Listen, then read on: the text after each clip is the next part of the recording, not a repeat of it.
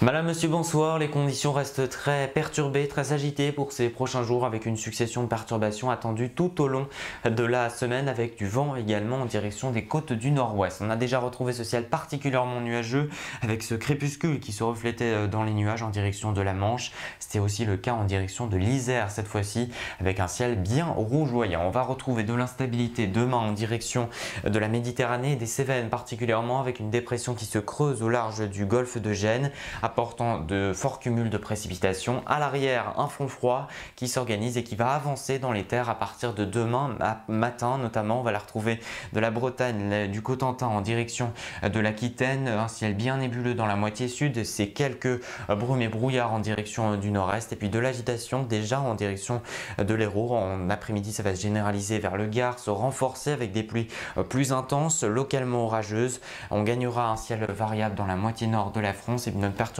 avancera, elle laissera derrière elle un ciel variable avec du vent toujours autour de 50 à 60 km par heure. Les températures matinales presque au gel dans le nord-est de la France, notamment dans les campagnes, 2 degrés à Reims et à Lille, c'est assez contrasté avec de la douceur dans le sud, près de 17 degrés à Montpellier dans le courant de l'après-midi.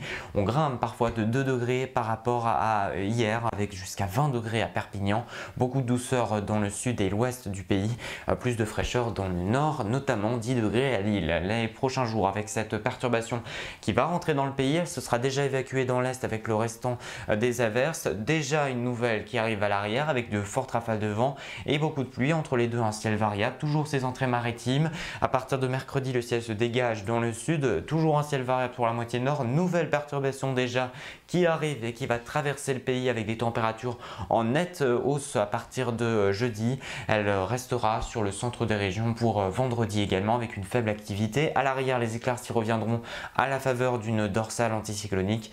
Et pour samedi, on conservera cette instabilité sur le centre. Toujours quelques brumes et bancs de brouillard pour l'ouest.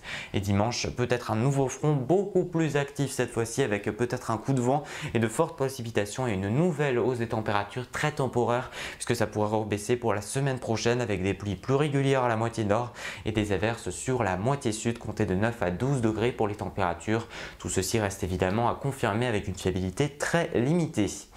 Il est l'heure maintenant de parler de notre météo de l'électricité avec ces trois couleurs, vous le savez, du vert pour une consommation normale, orange pour un système électrique tendu et rouge pour une consommation qui risque d'influencer des coupures et d'occasionner des coupures sur l'ensemble des régions actuellement. Pour ces prochains jours, eh bien, le signal est toujours vert, il n'y a aucun problème.